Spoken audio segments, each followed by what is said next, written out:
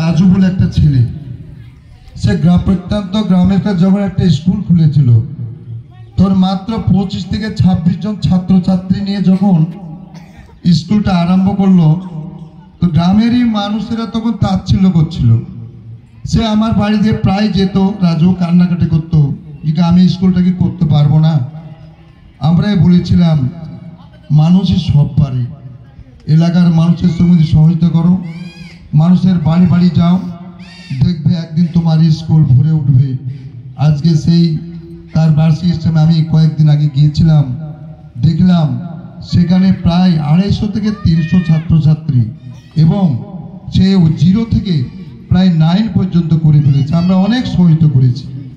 এই স্কুলটাও সেইভাবে যখন প্রথম 2023 সালে এটা প্রতিষ্ঠিত হয়েছে, আমি এসেছিলাম।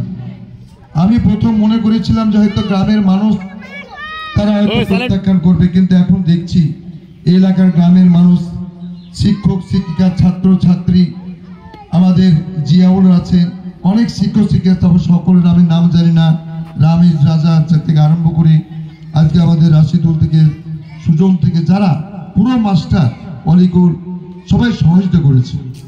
এবং এই যখন আমরা কোনো গ্রামের মধ্য দিয়ে বা শহর থেকে যাই, তখন দেখি ওই বাচ্চা গুটি গুটি বাচ্চাগুলোকে নিয়ে মায়েরা চলে যায়।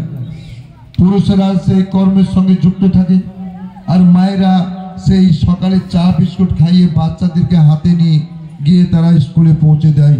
তাই আমরা মাঝে মাঝে বলি, কয়েকজন শিক্ষক সমান মা একজন, তার সমতুল্য। মায়েরাই পারে একমাত্র বাচ্চাদের প্রস্তুত করতে। আপনারা এগিয়ে থাকুন। এলাকার মানুষ যারা এই হাবাসপুর গ্রামের মানুষকে আরো বেশি বেশি করে বলবো, রাইজিং স্টার ক্লাবে, এই স্টার একাডেমিতে স্কুলে আপনারা ভর্তি করান, ছাত্রছাত্রীর সঙ্গে কোঅপারেশন করুন। আপনার ছাত্রদের জিজ্ঞেস করবেন কোন সাবজেক্টে কে কি গ্রুপ পেয়েছেন, মাস্টারদের সঙ্গে কোয়ালিফিকেশন তৈরি করুন। মাস্টাররা সেই নিশ্চয়ই আপনার ছাত্রের সঙ্গে ছেলেমেয়ের সঙ্গে তার কোঅপারেশন করবে।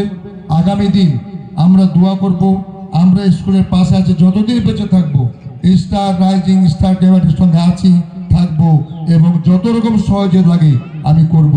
এই কয়েকটি কথা বলে আজকের সার্বিক মঙ্গল কামনা করে উদ্বোধন ঘোষণা সূচনা করছি। ধন্যবাদ আপনার।